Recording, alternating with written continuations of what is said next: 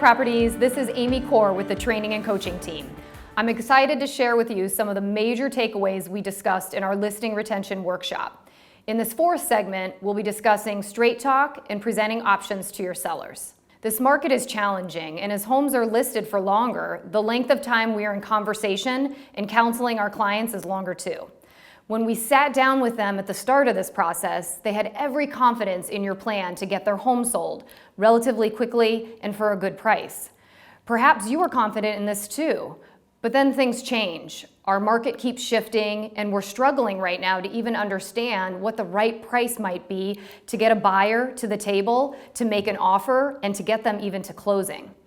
As time goes on during the term of the listing, if you've not established a strong plan for communication, such as check-ins every week and in-person conversations every 30 days, then relations with your clients can get challenging too. The one thing that is so important to remember is that you must always align with your client.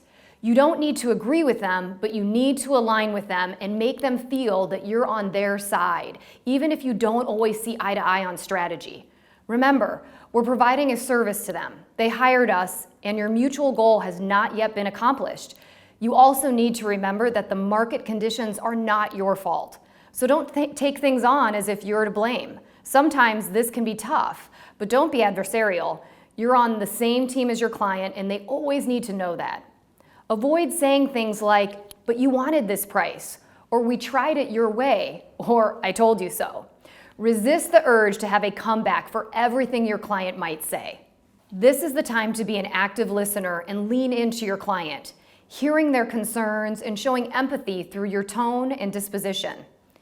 Using phrases like, "I understand why you're frustrated or upset with what's happening in the market. You're not alone. Many sellers are dealing with these same frustrations. We can be frustrated, but we can also take action.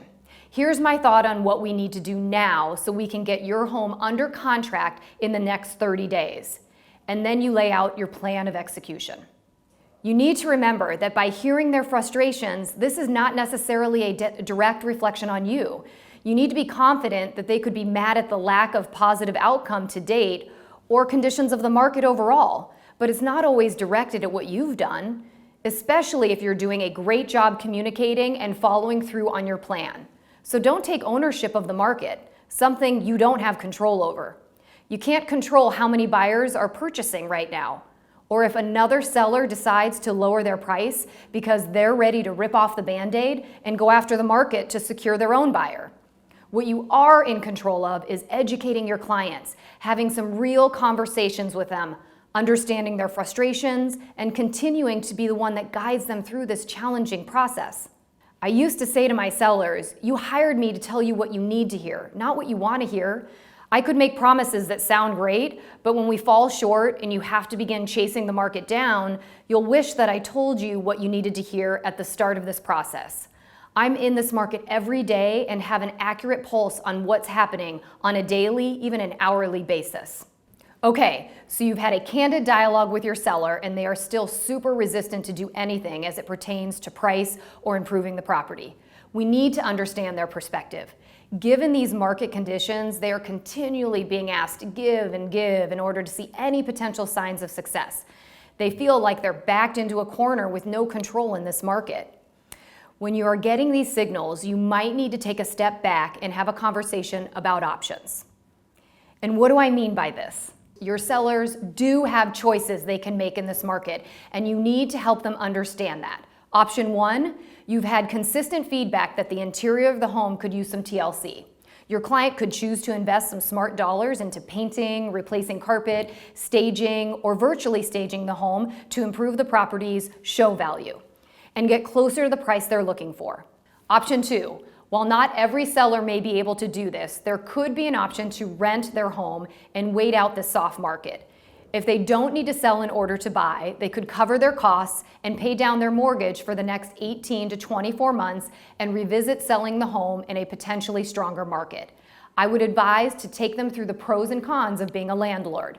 There are drawbacks that are important for them to understand. For example, if the basement floods in a rainstorm or the HVAC goes out in the winter, they are on the hook as they are responsible for repair and maintenance. Additionally, when they get ready to relist the home for sale, they may need to be prepared to do some cosmetic touch-ups, as natural wear and tear will take place with any tenant. But it is an option. Option 3, your sellers could choose to just take the home off the market and continue living there, even improving upon any of the features that seem to be the biggest deterrent for potential buyers. This is oftentimes a good option for sellers who need to see a certain price for their home, and you know they won't get it in this market. And you can tell them by waiting, they might have better luck at getting the must-have price in a stronger, more seller-favored market. We don't know how long that wait period might be. It could be 6 months or it could be 6 years. They need to be willing to wait. And option 4, recognizing the challenges of the current market and making a conscious decision to go after the market and reposition the listing for success. This might mean a price much lower than they've expected, but it also means getting to the finish line and having the ability to move on. Now, some of these choices may not necessarily be in your best interest, at least not in the short term. However, by taking your own interests off the table and helping the client focus on all of the options they have at this time in this given market, you're showing yourself as the true trusted advisor that you need to be. You're helping to guide them to the right decisions that are best for them and ultimately building a relationship that down the road cultivates into more than one transaction. Remember, you are the expert that they hired. Focus on what is best for your clients. Learn to get comfortable having the hard conversations, stay out in front, and manage the expectations. I promise, the more you do it, the easier it gets. And you owe it to yourself, but you owe it to your sellers to be the best real estate advisor you can be. All right, thanks team. Get out there and give it a shot. And remember, be the boss of your business.